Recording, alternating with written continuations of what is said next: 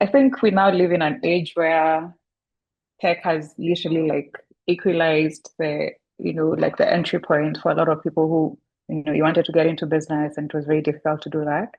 I think now if you want to like do a mock-up of our website, you can very easily, there are very many AI tools available where you can do like a landing page that ultimately like, you can use to talk to people and get feedback on, what you're building. It's also at a point where like, I think if you're like a novelist and you're trying to do like a mock-up of a book, Gemini just, rolled out something, I think in the last week where you're able to do like, a children's book. So tech is here and it's here to stay. Um, so that's not, going to go away. But I mean, you can look at it in two ways. So tech, first of all, is here to help you either be efficient in like a lot of what you're doing. So as an individual, what are the things that, you could free up your time with? So, a lot of people use like what do you call them, like note takers when it comes to meetings. I'm still like, a pen and paper kind of girl. But, I find like if you're in conversations with people, you just want to be there and you want to be present and then, think about the notes later. So I think as a founder, think about like the tools that you can integrate into your daily life that will help, free up a lot of your time. And then on the business side, look at like tools that are helping you get insights from your customers.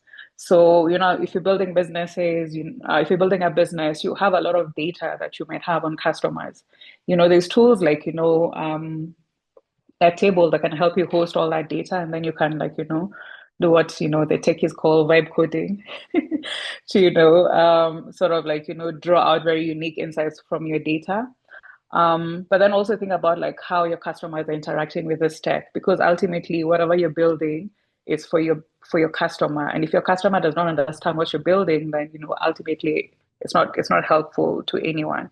So in as much as like you want to build that unique edge, always have your customer in mind. And as you're integrating all the different tech, as a founder, think about how you can make yourself more efficient. Because a lot of the time when you come to, startups, you're just one person or you're two people and you're doing one for like six or eight people. And our technology is, able to help us free a lot of the time when it comes to like, whether it's email follow-ups with people, you can easily, change that like you're using very smart CRMs that, you just need to go in there, change the status, and then it automatically sends up for a follow-up email. But you imagine if it was not tech, these are things that you had to do manually.